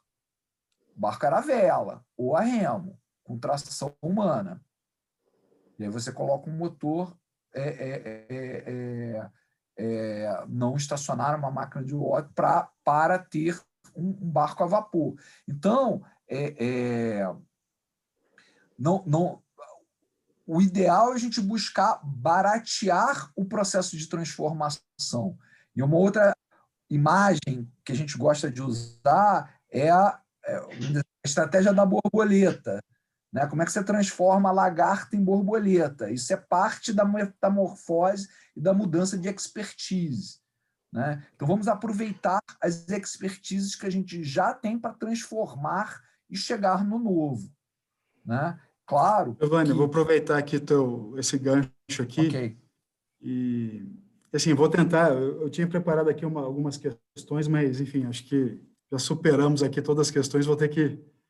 Mas eu vou fazer uma síntese bem rápida do que, enfim, mesmo sendo redundante, né, do que eu entendi aqui dessas discussões em termos de horizonte, tá? Então, quando o Giovanni fez a apresentação, eu estava pensando já, não, isso aqui é um horizonte lá de longo prazo, né, 2050, vamos falar disso. De repente veio o Daniel e, opa, trouxe para cá, não, isso aqui é uma coisa que já está acontecendo, já estamos aqui com projetos pilotos, né? E com o Ansgar, aí vem a minha questão, tá? Porque parece que é uma coisa que não está nem tão distante, mas também não está para agora, talvez 2030, 2035. E aí o meu ponto dentro dessa síntese é que para fazer de fato isso acontecer, tem alguns desafios a serem superados, né? Por exemplo, hoje ele é e sempre falando de hidrogênio verde aqui, né? Ele é mais caro de se produzir, né? Então, mesmo com essa questão das renováveis estando cada vez mais competitivas, a gente tendo a capacidade de oferta, né, para poder suprir essa demanda que pode surgir, mas mesmo assim ainda é mais caro que as demais rotas, né? Vamos dizer, o termo que foi utilizado, é mais caro que as demais rotas hoje. Ele é difícil de estocar, certo? Por causa do volume que o Ansgar colocou aqui. De armazenar e distribuir também, né? Então, tem toda essa questão também da infraestrutura, quer dizer, que tem um limite técnico para usar as tubulações existentes, sem causar esses problemas da tubulação e tudo mais. E também, pelo que o Ansgar trouxe, até por essa questão da Alemanha, está subsidiando, aí, talvez colocando injetando 9 bi de euro agora, provavelmente, assim como aconteceu com as fontes renováveis lá atrás, deve depender de uma política pública, né? Deve depender de subsídios, deve depender aí dos países seguirem cada vez mais a COP21, o Acordo de Paris, trazendo talvez uma precificação do carbono, né, nas atividades que são emissoras, talvez uma política pública de indução da demanda, e aí trazendo o exemplo do etanol aqui na mistura da gasolina, né? Então, talvez você misturando um pouco de hidrogênio verde aí na demanda global de gás natural, isso aí talvez induza uma demanda, uma economia de escala, enfim. Inclusive, só fazendo um parênteses aqui, tem um estudo, vocês devem conhecer, da Agência Internacional de Energia, que diz que chegou no resultado de que se misturar apenas 3% de hidrogênio verde na demanda global de gás natural, seria necessário 100 gigawatts de capacidade de eletrólise, né? Então, você vê que realmente, enfim, pode induzir uma oferta gigantesca, e isso naturalmente leva à economia de escala. Então, já tentando sintetizar aqui meu entendimento, para preparar a pergunta, primeiro é a questão do horizonte, tá? Esse horizonte está mais realmente lá para daqui 20 anos, 25, e se de fato a gente precisa de todos esses elementos para superar, né? E aí, naturalmente, passando por políticas públicas, precificação de carbono e também essa indução da demanda à oferta, né? Talvez eu possa responder rapidamente. Acho que a questão do horizonte ela é válida. O que a gente vê atualmente o mundo todo está se posicionando em volta do hidrogênio. E vai depender, sim, de iniciativas, digamos, públicas, por enquanto, para realmente compensar um preço de produção de hidrogênio mais alto atualmente. Mas a grande questão se a gente olha para as outras tecnologias, óleo e gás e tudo, antigamente ninguém pensava em explorar óleo de águas profundas. Hoje em dia, isso já também já é uma coisa mais bem competitiva. Ou tirar óleo da pedra, né, que os Estados Unidos que eles fazem com o fracking deles. Então, depende muito de incentivos. Eu acredito, e eu falei isso na semana passada já, eu acredito que a gente vai ter este ano já os primeiros, não, no ano que vem, 2021, a gente vai ver os primeiros movimentos na construção de algumas usinas, algumas usinas de hidrogênio verde. Estamos em contato com o Porto do Açu, com o Porto do Pecém, que estão interessados nisso, que estão enxergando esses mercados. que é bastante interessante. Então, para mim, a visão é de mais de 5 a 10 anos que nós temos já uma economia mais estável. Tudo depende também da geração de demanda, porque sem demanda não há produção. E a demanda, a primeiro ponto da demanda é substituir o hidrogênio cinza hoje por hidrogênio verde.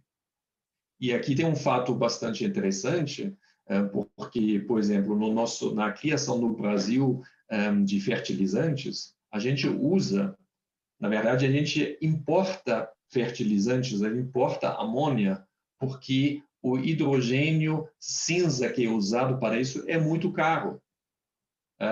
Então, aqui tem um mercado, e além disso, toda essa importação vem pelos portos e ainda precisa ser transportado para o interior do país.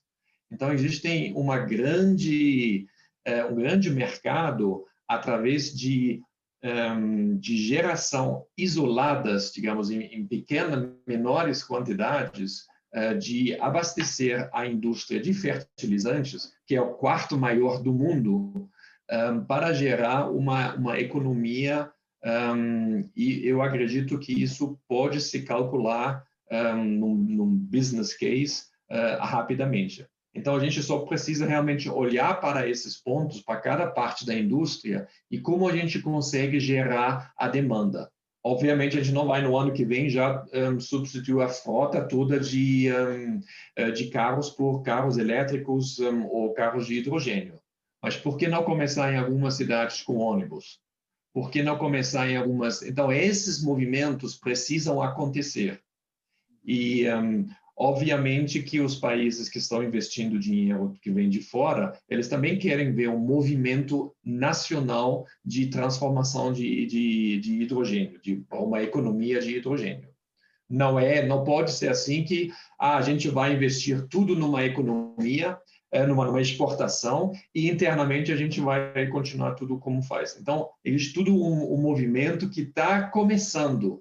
Mas, mais uma vez, eu acho que é extremamente importante que a sociedade se volta para você, se vira para essa oportunidade, não só econômica, mas também socioambiental que existe. E eu acho que o meu horizonte é de 3 a 5, 7 anos. Legal. Se você me permite... Oi, Daniel, desculpa. Tá. Você quer falar, Selma? Não, é que eu achei interessante o Fernando ter feito essa pergunta, porque eu estou monitorando aqui o chat durante toda a conversa de vocês, e tem uma conversa boa, paralela aqui acontecendo, com dúvidas, muitos comentários, né?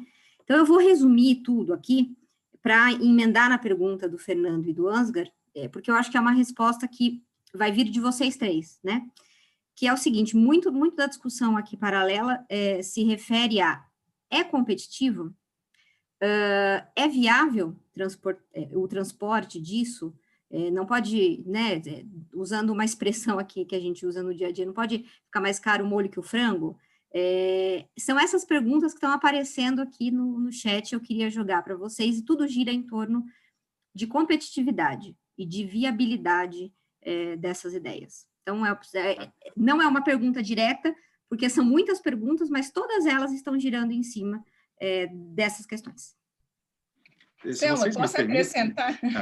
Acrescentar só mais um pedacinho, Daniel, porque daí vocês respondem. A gente tem uma pergunta aqui do professor Mário e também da Roberta, da Subcia 7.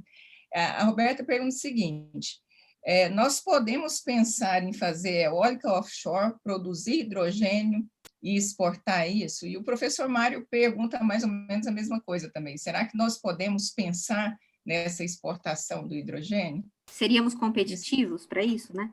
Isso. Posso começar agora? Por favor, Daniel. Eu estava ansioso para responder essas perguntas. O que eu acho que é legal é a gente pensar assim: enquanto a gente está no Brasil com esses questionamentos, a Arábia Saudita está fazendo uma planta de 650 toneladas de hidrogênio por dia. Enquanto a gente está preocupado em saber se vai ser viável ou não, a Alemanha está investindo dezenas de bilhões de euros.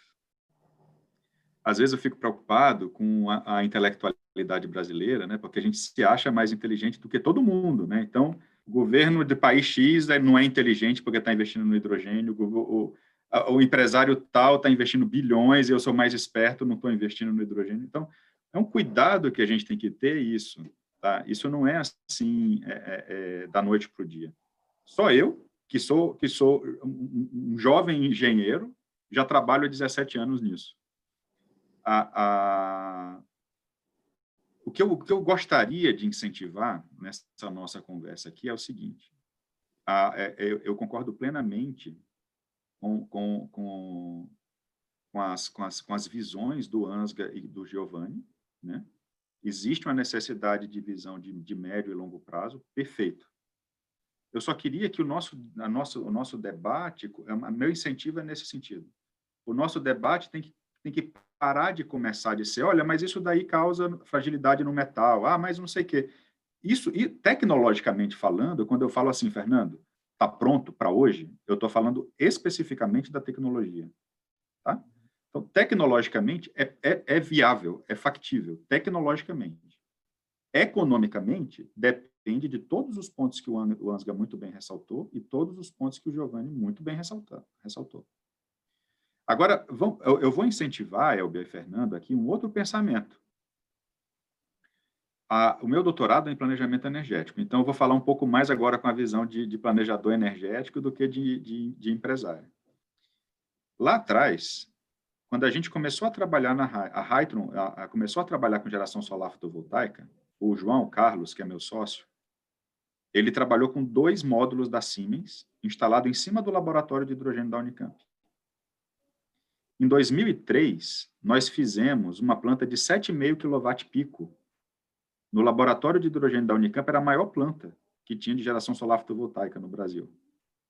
E era uma planta de geração fotovoltaica 7,5, hidrogênio célula combustível 5 kW e uma microturbina a gás de 30 kW.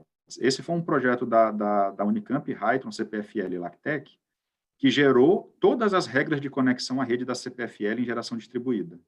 Naquele momento, geração distribuída era assim, a gente ia colocar painel fotovoltaico na rede e todo mundo ia morrer eletrocutado. Era assim que pensavam naquela época. Aí, começamos a trabalhar nesse sentido. Quando foi em 2011, veio a chamada 13 da ANEEL, e a Hytron foi responsável pela primeira planta de megawatt no sudeste do estado, no sudeste do país, que foi a planta de tanquinho da CPFL. 4 anos depois, a gente estava fazendo plantas de 100 megawatts. Então, quando a gente começou a estudar os 2 painéisinhos fotovoltaicos em 1998, nem nos melhores cenários, 15 anos depois, a gente já está com um pipeline de 500 mega de projeto. Entende? Então, a gente tem que respeitar isso. A gente tem que respeitar a capacidade que o Brasil tem de fazer essas coisas acontecerem. Então, meu incentivo aqui ao Giovanni, à Elba e ao Fernando é o seguinte: tecnologicamente está pronto. Vamos trazer a demanda, foi a mensagem do Ansgar. Vamos Daniel, aproveitar a infraestrutura existente, foi a mensagem do Giovanni. Já vou acabar. Não, é porque isso liga com uma pergunta que acabou de chegar aqui do professor, que é o seguinte: ele quer saber de você o que você acha que tem que ser feito para ter essa base competitiva. Isso. Boa, era o que eu ia falar. O que acho que tem que ser feito? Tem que ser feito leilão. A gente tem que começar a chegar e fazer assim, vamos fazer um leilão de armazenamento de energia. A EPE calcula aí a qual que é o preço da energia elétrica que a gente vai armazenar para começar a viabilizar planta de armazenamento de energia em hidrogênio. Vamos começar a fazer planta de 30 mega, de 40 mega no Brasil inteiro, usando várias fontes de geração elétrica ou mesmo outras fontes, e vamos permitir, como a gente permitiu no primeiro leilão de solar, pagar R$450 o megawatt-hora. Entende? E depois a gente está pagando 200. Na eólica foi igual. Entende? Daqui a pouco a gente está pagando 90. Então, a gente tem que usar a criatividade de cérebros como esses que estão aqui juntos, centenas de cérebros juntos, para começarmos a pensar no seguinte: olha, nós temos a geração eólica, a geração solar, nós temos demanda, nós temos fonte, nós temos tecnologia. hidrogênio não é novidade para o Brasil, a nossa indústria está pronta, entende? Vamos trazer a demanda. Então, minha sugestão, eu gostaria de que a gente comece a incentivar, que a gente comece a pensar como viabiliza a demanda. Como é que o nosso país se mostra bonito, lindo para a Alemanha, para começar a pegar recurso de lá, porque senão vai ficar tudo para o Marrocos. Entende? Enquanto a gente está preocupado em saber se o hidrogênio é X ou é Y, os caras estão do lado. E com a bandeirinha dizendo assim, ó, eu consigo gerar tudo isso aqui em solar. A pergunta que foi colocada da geração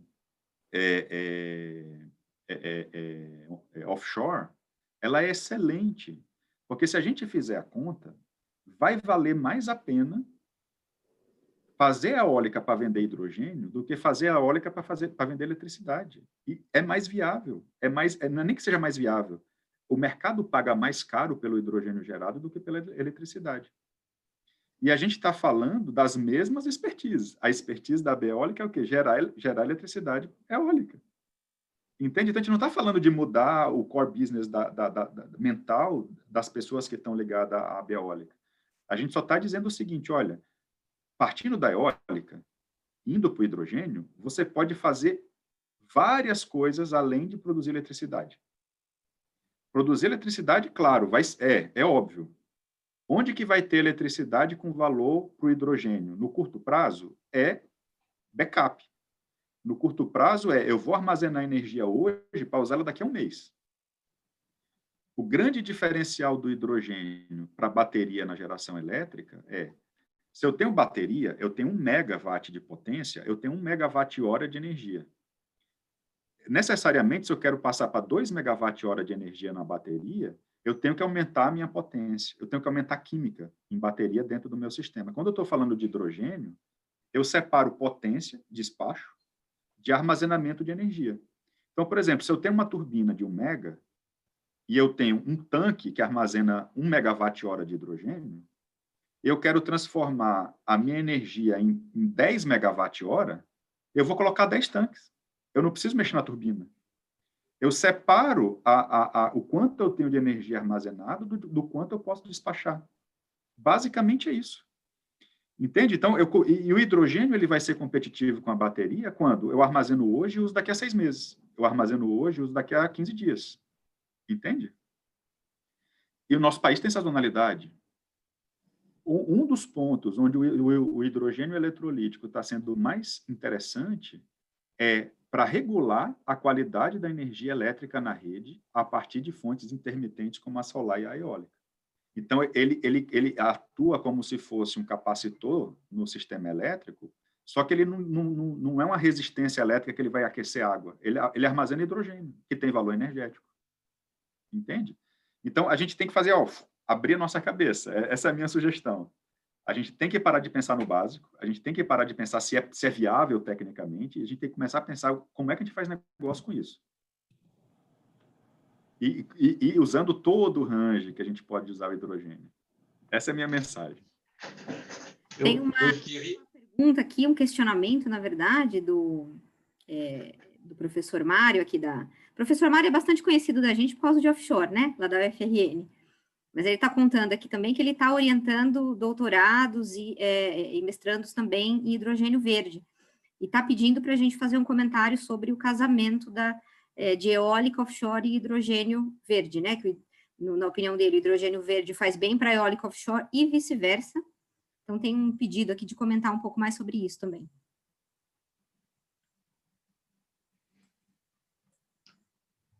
Bom, eu particularmente acho, mas isso é a minha opinião particular, que ainda existe muito potencial onshore,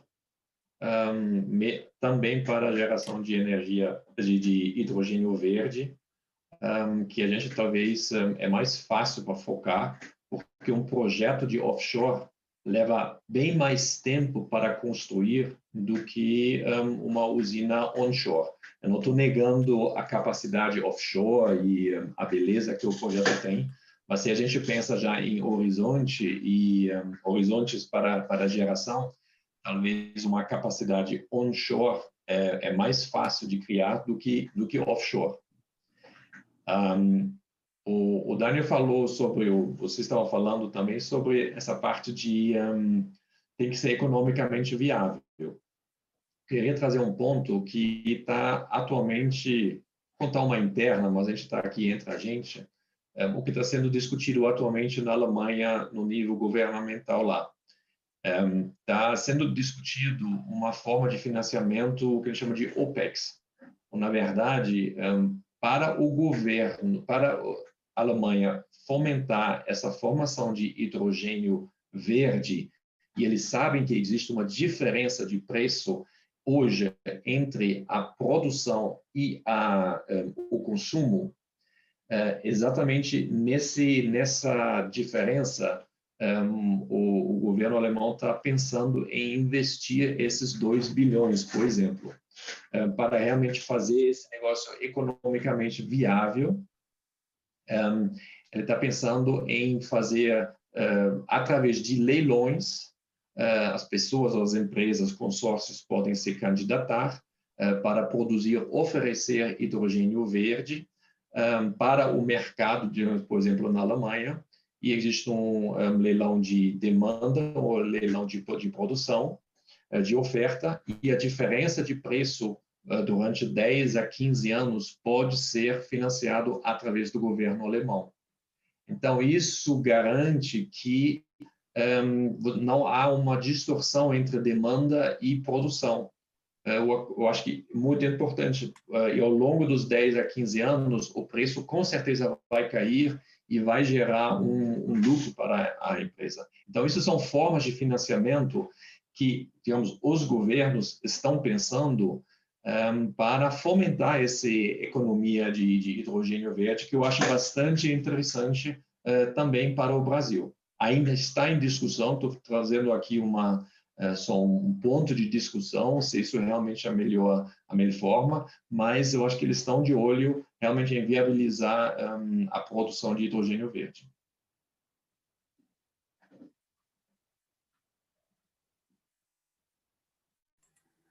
Ótimo. A gente tem aqui ainda uns 10 minutinhos para terminar, Elbia. Acho que a gente podia passar para algumas considerações finais, né, dos nossos convidados. Sim, é isso. Giovanni, Daniel, Ansgar. Bom, primeiro deixar claro que, tipo assim, que não teve diferença de horizonte. Eu acho que teve diferença de entendimento do que está sendo falado, né? Então, assim, se pegar pedaços da minha fala, ficar claro que eu disse, ó, já está funcionando, já tem vários exemplos e tudo mais. Então, tipo assim, uma coisa é dizer, tipo, a percepção pode ter sido gerada de diferença de horizonte, porque eu estou mirando na disseminação da tecnologia e num mercado já em escala, né?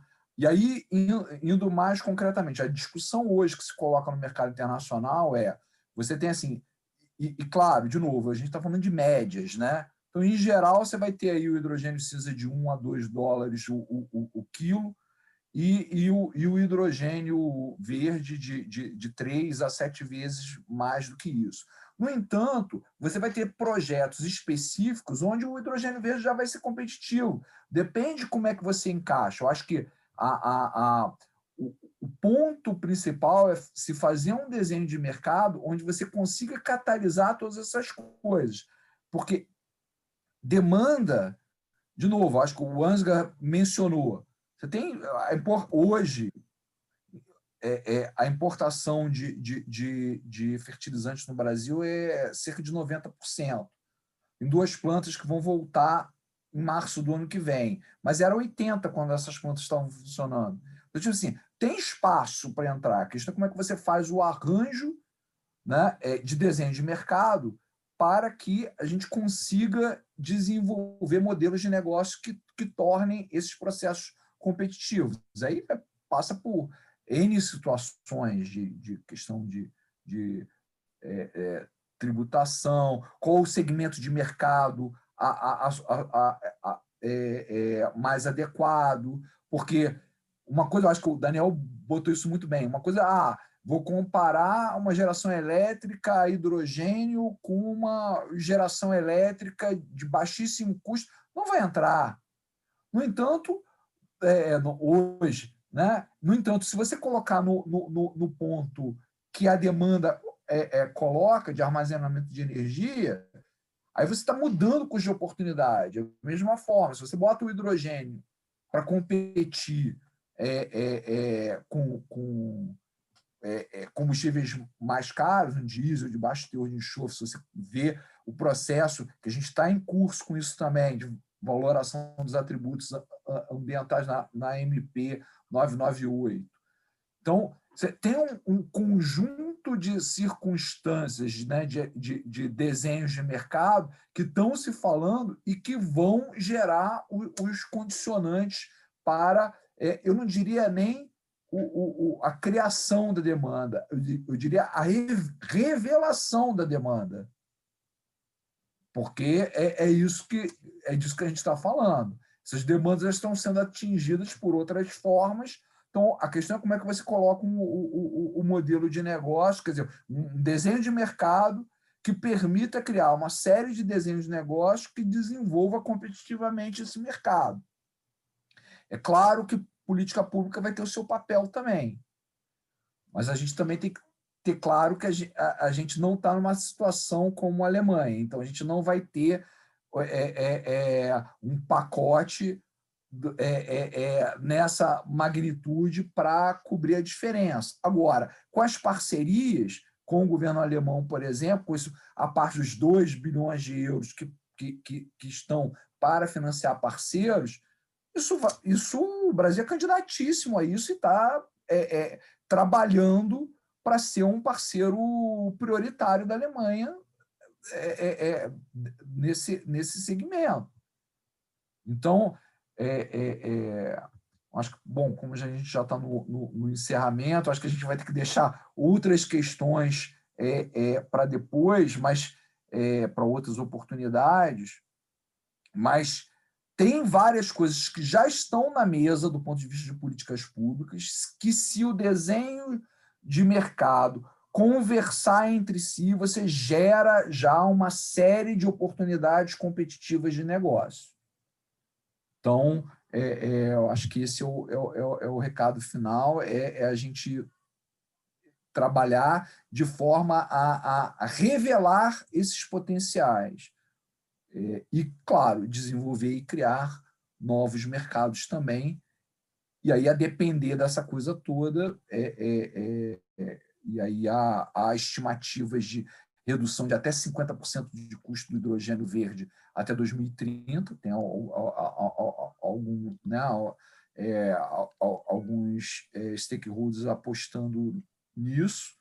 Então, a gente fazer um desenho de mercado que funcione e que otimize recursos públicos, recursos privados, infraestruturas existentes, infraestruturas novas, e a gente pensar sem preconceitos ou sem a prioris, né? A gente vê como é que a gente faz isso funcionar, como é que com tudo que está na mesa, e não só olhando para um ponto específico, como é que a gente faz desenhos que essas coisas se falem e a gente revele os custos de oportunidade e os potenciais de mercado. Então, acho que essa é a mensagem final. Obrigada, Giovanni. Daniel? Bom, queria agradecer mais uma vez, né? Sempre muito bom poder estar entre amigos. E é até legal, porque daí a gente fica mais tranquilo para falar o que a gente pensa, né? E como eu sei que o Giovanni, também o Ansgar, e tenho certeza que a Elbe, o Fernando, a Selma, à medida que vão entendendo mais sobre essas oportunidades, né, vão, sem dúvida nenhuma, se transformar em parceiros, né? Mas o Ansgar, o Giovanni, eu converso várias vezes por semana, então eu sei do potencial que a gente está aqui na mesa para fazer isso tudo acontecer, e eu fico super tranquilo. Já são parceiros de longas datas. Na verdade, a gente rema para que isso tudo dê certo, né? Então, eu fico muito feliz pelo ambiente criado, Elber, Fernando. Me coloco à disposição para o que eu puder ajudar, né?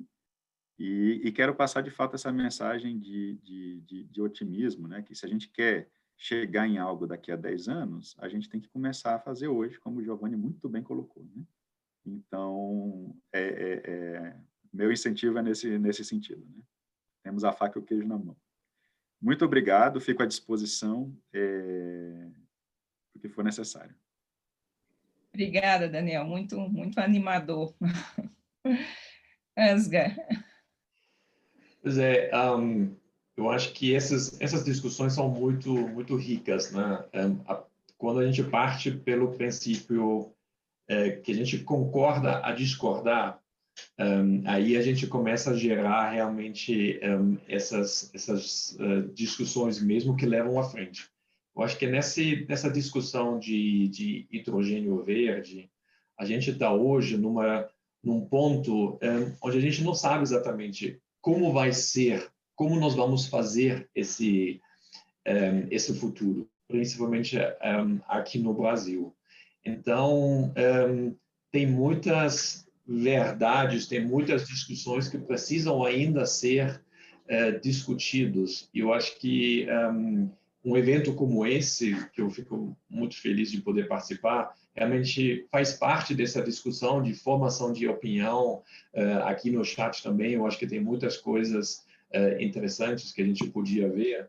Então, estamos aqui trabalhando, apaixonado pelo Brasil, vendo as oportunidades, e a Câmara de Comércio sempre está disposto a criar pontes. Então, o que a gente pode trazer de lá para cá é sempre muito bom. Mas a gente gostaria também levar daqui para lá alguma coisa e vamos trabalhar para realmente para isso aconteça. Se for de uma coisa sustentável como hidrogênio verde, seria fantástico. Aí, para isso, a gente levanta todo dia de manhã. Muito obrigado. Obrigada, Ansgar.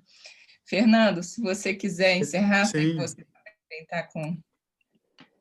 Queria só agradecer aqui pela rica discussão que tivemos, agradecer também a Beólica, né, pela realização desse evento, a Selma, a Elbia e toda a equipe, todos os participantes que estiveram com a gente aqui nessa discussão, no chat, muitas ideias também trocadas.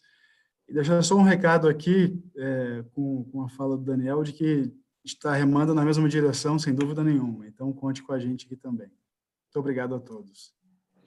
Obrigada, Fernando. Pessoal, eu gostaria de agradecer a presença de todos. Como eu disse, foi o primeiro de uma série, né, que nós pretendemos fazer.